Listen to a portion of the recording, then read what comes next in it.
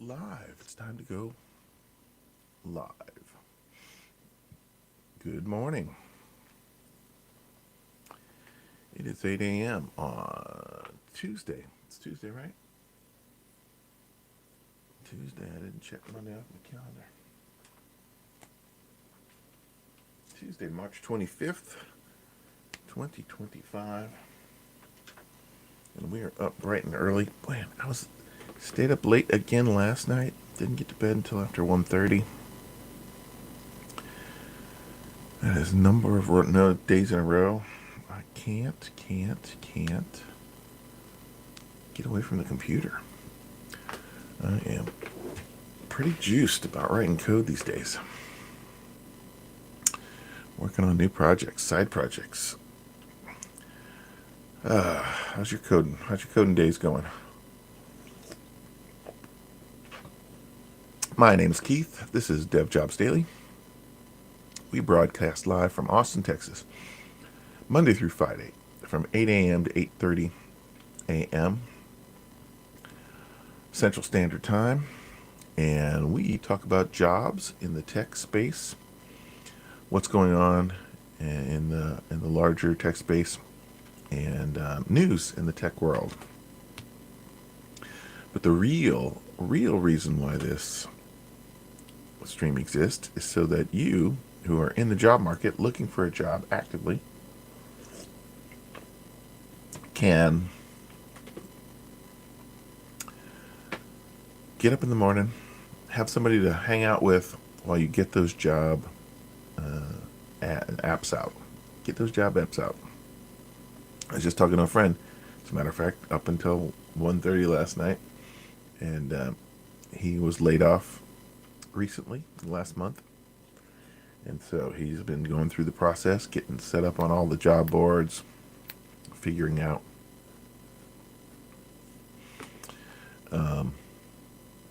all the processes. His last job he was at for like 12 years, something like that. So he's been out of the job market for a long time. He's a senior dev,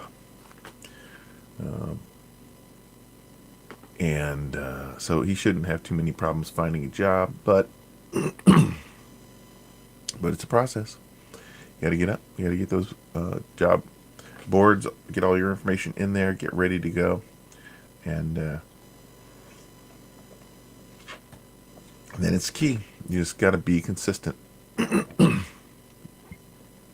Once, twice a day, you have to hit those job boards. You have to filter for the last 24 hours. Look for the freshest jobs. Get those apps out. Cultivate a series of places. Because if you're looking every day,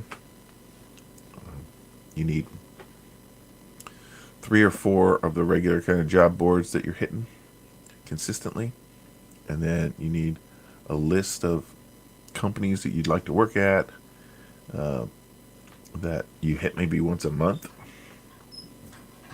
that you're just rotating through. And the whole process of looking for a job sucks. Nothing fun about it.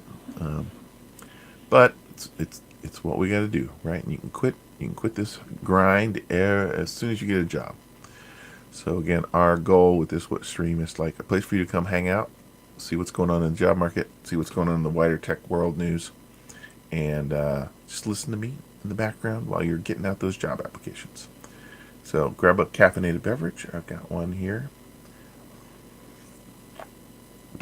And we're ready to get to it. Let's talk about what's going on in the job search world.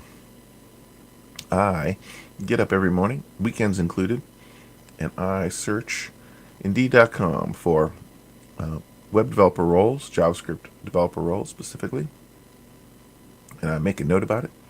I've been doing that for 966 days, 965 days, so quite a while. I've compiled some data that can turn into these graphs. The first one in the upper left-hand corner here is the last 7 days. And you can see that's relatively flat, just the slightest uptick. Those numbers are averaged out. They're on a 7-day average to get rid of the jitteriness of the data. But that gives us a good trend line. And right now things are pretty flat. If we look at the last 6 months, slight uptick, but still really functionally pretty flat in the last 8 weeks, 10 weeks. We've been kind of bouncing between these highs and lows, and we're towards the high end right now. And if we look back at the last year, this is the true graph that's going to kind of tell us a sense of kind of where we are. So 1 year ago today, we were 20 to 25% higher in terms of the number of new job postings than we are today. That's not a good number, right? If you looked at the 8 weeks previous to that, it would have been building up to this point. We have not been building. We are flat, right? Everybody knows this, but it's good to confirm it with the hard numbers with the graphs and charts.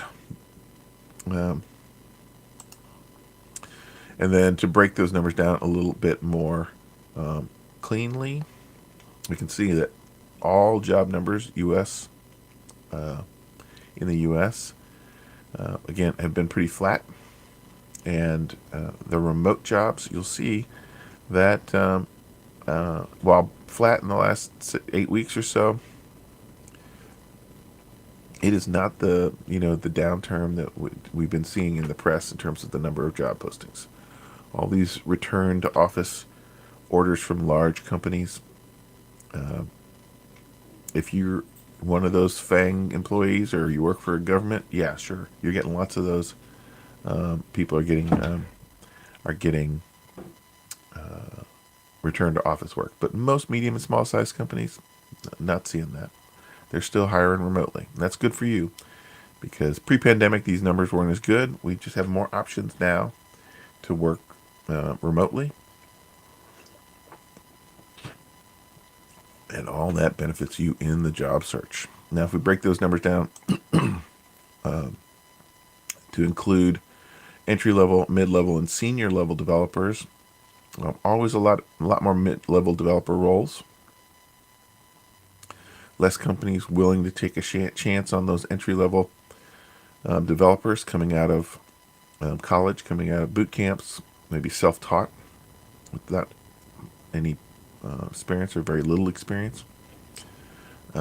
Senior devs, there just aren't as many of those roles. They cost companies more money. They're certainly critical, but you don't need as many of them.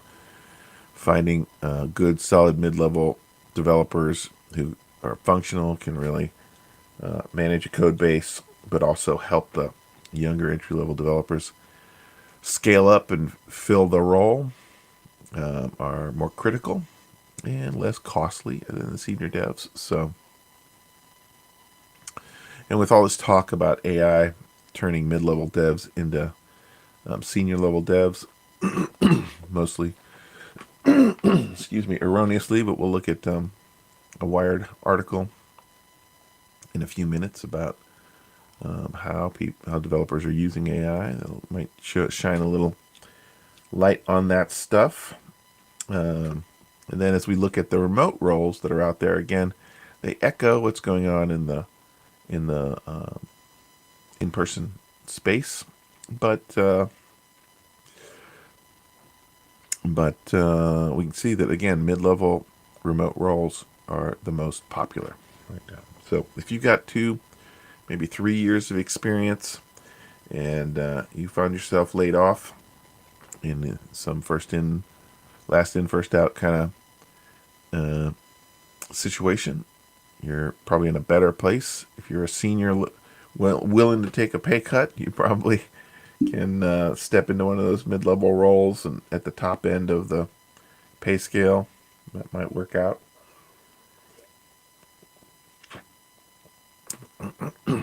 But those are the job numbers. If you have any questions about working in tech, getting a job in tech, feel free to throw it in the chat. We are streaming live on Twitch, on YouTube, and on LinkedIn. Speaking of LinkedIn, I'm on LinkedIn every day, all day, because that's where the job seekers are. That's where the jobs are. They've got their own job board, and that's where the recruiters are. My day job, I manage a coding school, so I help people learn skills in tech. We are converting more towards upskilling than a traditional 0 to 1 uh, model, but we still see probably 25 to 30% of our students currently are in that 0 to 1 path, just trying to change careers. Or in a couple of cases, we've got some college students who are taking CS, but they also understand that the CS isn't necessarily going to give them job ready skills, and or they need help with their portfolio. So in my day job, that is one of the things I do. I help people get their presentation of themselves and their skills in tip-top shape. Um, so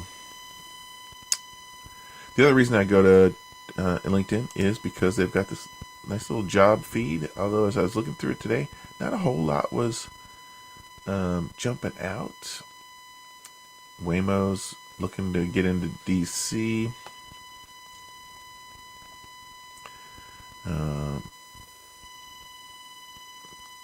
We saw the more fallout from 23andMe, mainly in terms of like stories.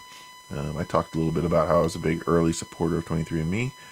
Well, yesterday I went in and went to go through the process of downloading and deleting my data after I got off the stream yesterday. And when I got into the details, their website was very slow. They were being hammered. And they've got this process where you can delete this kind of information. You can download this kind of information, this kind of information. And then the big one, your like raw data with all your Gattaca, GAT, your whole DNA sequence. You can download that also, but that takes time for them to get together. You can't just push a button and download that. So they're like, hey, start this process and we will email you when it's ready. So I was like, okay, let's do that and see how long that takes. And so I checked this morning. It's still not ready. So a lot of people went to go delete their DNA yesterday, and either they're overwhelmed with the request, which is probably true, and they're in the middle of bankruptcy. So I don't know if they haven't, if they want to be, I don't know what the status of that is. Like, do they have a responsibility to pay for the resources for everybody to download their data? Do I really need all that data? Should I just go in and push the button to have them delete the data? Not that I can guarantee that they're actually going to do it, but, can I do my, do what I can do? I think that's maybe what I'm going to do after I get off the stream here, is just tell them to go ahead and delete the data. Because, again, this is the world we live in. This is the world we live in. I mean, I don't know what I was going to do with that data anyway. If I had my raw, maybe in the next few years I could throw it at a LLM and they could look at the raw data and tell me something about, something I already knew, like I'm left-handed. Like maybe, who knows? That's the thing. More knowledge is power, but it only cost me $100 to get my DNA sequenced many, many years ago through 23andMe. I'm sure there are other services I could do it for just as cheap or less money.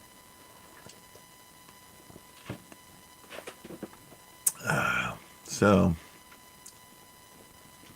it's the world of tech. This is where we are. BYD speeds past key milestones. They're the Chinese automaker. A lot of talk about them in the news lately, primarily because they're beating Tesla, and they're coming out with one or two innovations that seem like they're going to be, they're growing super fast.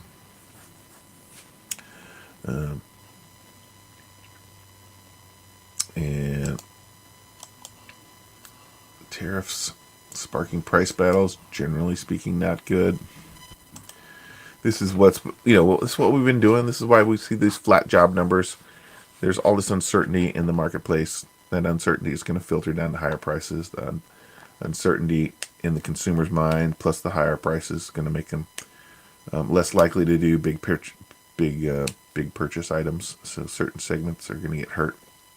It also means they're going to be less mobile.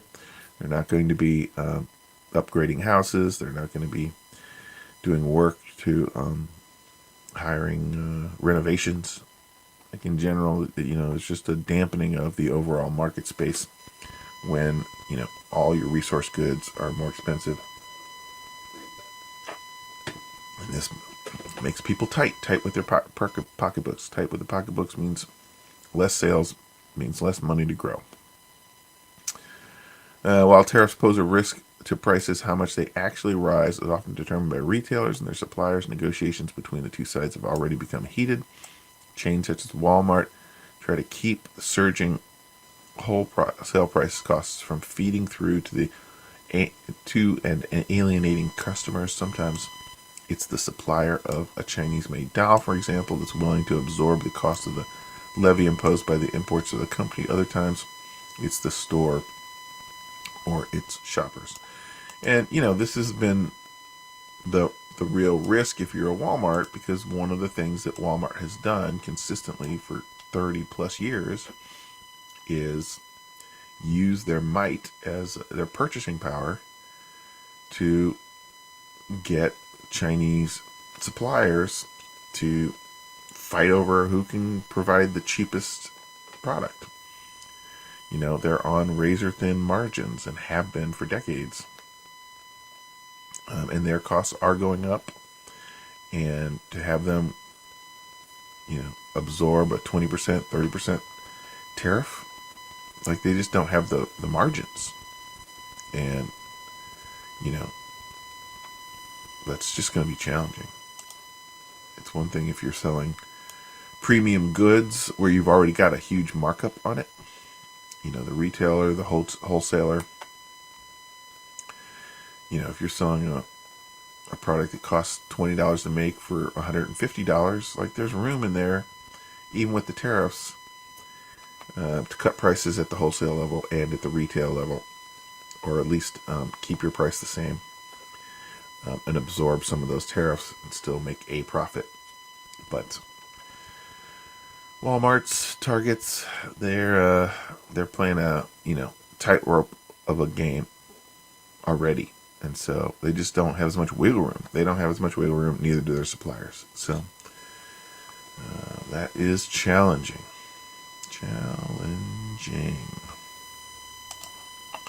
Let's take a look at what's going on in Google News in the business world.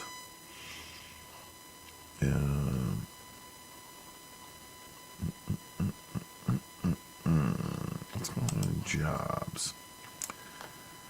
Weak job creation, what it means for the labor market. San Antonio, I'm in Austin, Texas, so we're going to see some of these things that it's thinking are regionally important to me. San Antonio Employment Agency warns job seekers of impersonation scams. All the SAMs are getting easier with AI. So it's just the reality of the world we're moving into, for sure. Employment wages for the largest occupations for the detail-oriented. Bureau of Labor Statistics. Judge flips ruling applying BIPA challenge retroactively. I don't know what any of those things mean. I know what judge means.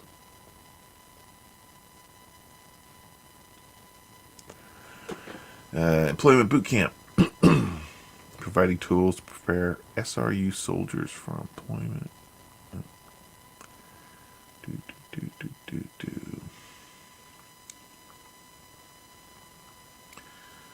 Full-time dedication for part-time employment. Yeah, then look, there's a whole lot there. Let's go, not entertainment, let's go to technology.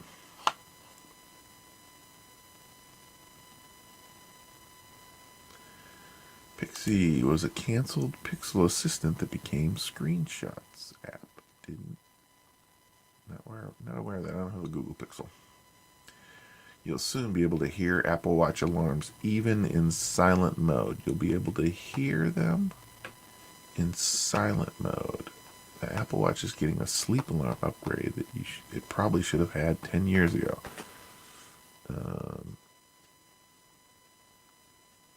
Okay. PSA. iPhone mirroring not coming to EU. OpenAI says its AI voice assistant is now better to chat with. Yeah, I saw the video yesterday. These things are getting. We've talked about this in the past. I've got this AI app on my phone. I've opened it maybe twice, the ChatGPT app. I have not gotten into that habit of conversing with my AI yet. I'm seeing developers, YouTubers who are using Whisper AI to, ask, talk to their cursor to get stuff. Doesn't work for me. Don't buy into Apple's hype about AirPods Max gaining lossless audio. Okay.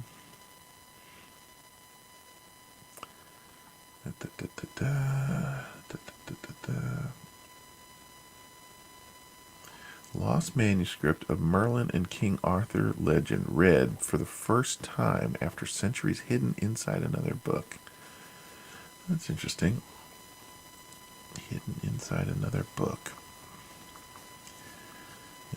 Game stuff, critical flaw, Next.js lets hackers bypass authorization. I have not. I did a couple of sample projects with Next.js just to kind of see what it was about, but I haven't found a need to spend a whole lot of time with Next.js. I get it, but I don't use it. Scientists develop injection for long-lasting contraceptive implant. Long-lasting.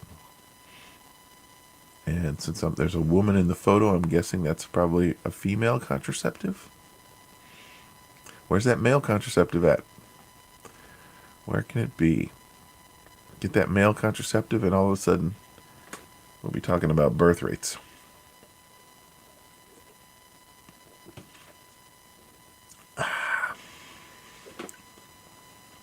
We'll really be talking about birth rates.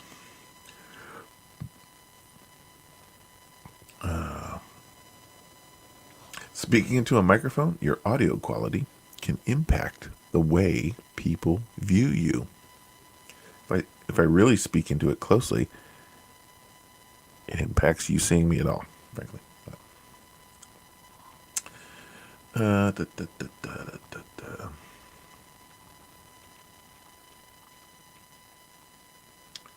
are we doing? Oh, we're getting close on.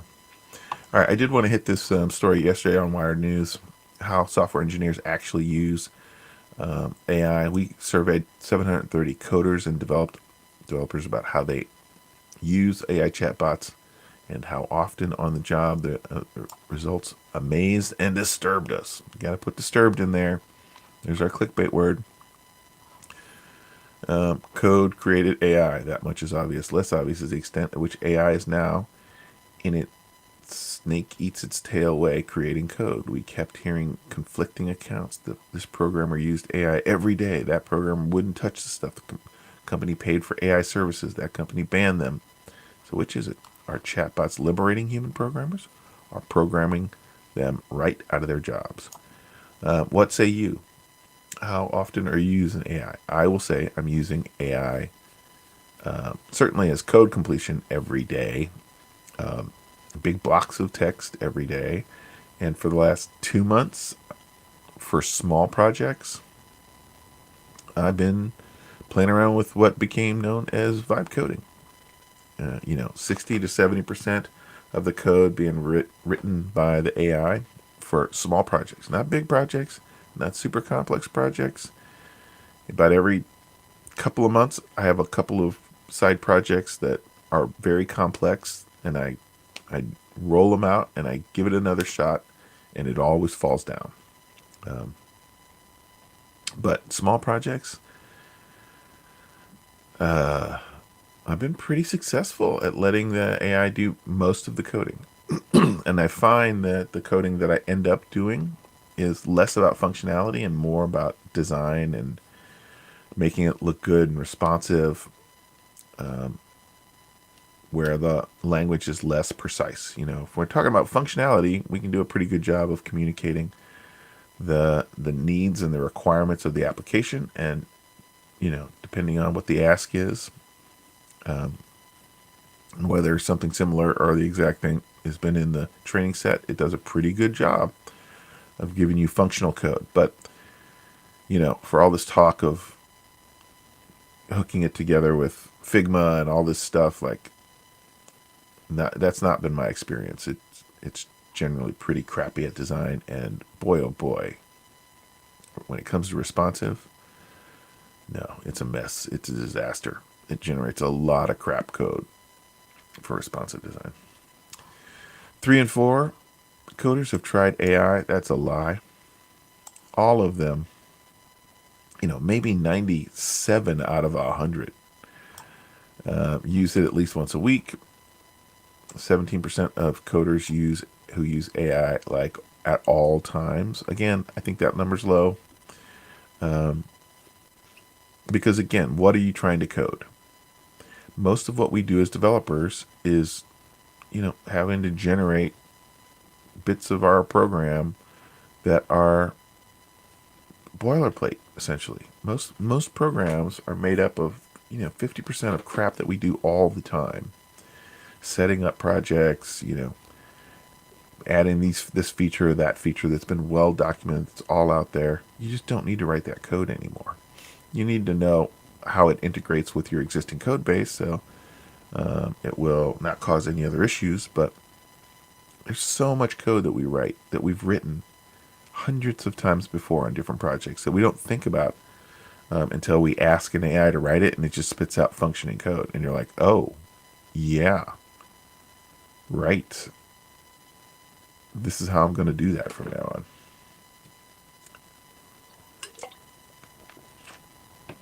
It's all they talk about. You have to get with AI if you want to move up. Again, this is the push and pull between management and people in the trenches. Total of 730 people took this survey at every level of employment and experience. Here's the breakdown. Early career is 0 to 10 years. Mid-level career is 10 to 20 years. Experienced is 20 plus years. I fall into that latter camp. Number of respondents at large companies, mid-sized, small companies, and solo and freelance. Okay. But how does it make you feel? We asked each coder to identify. Their responses were almost evenly split. Agnostic, optimistic, pessimistic. I'm definitely in the optimistic camp. Does experience affect attitude? Early career, very optimistic. Mid-level career, very wary. Experienced, splitting the difference there. I am sort of, curious. At 20 plus years old, you would maybe expect them to be a little bit more pessimistic. But again, most of the work, like when you're at the senior level, when you got 20 plus years like me, you tend to be in a more managerial role. You're leading teams. You're less close to the day-to-day trenches.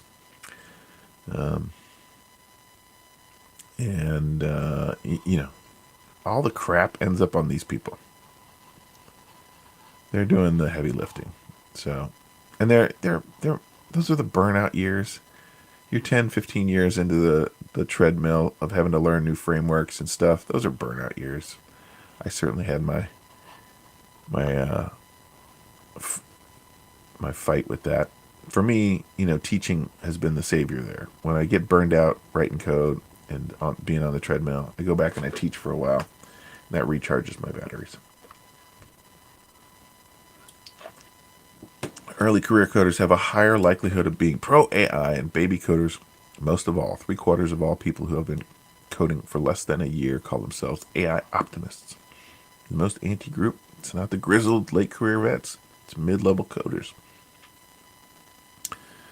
But again, they're probably pessimistic in general about their jobs, not necessarily AI that just bleeds over.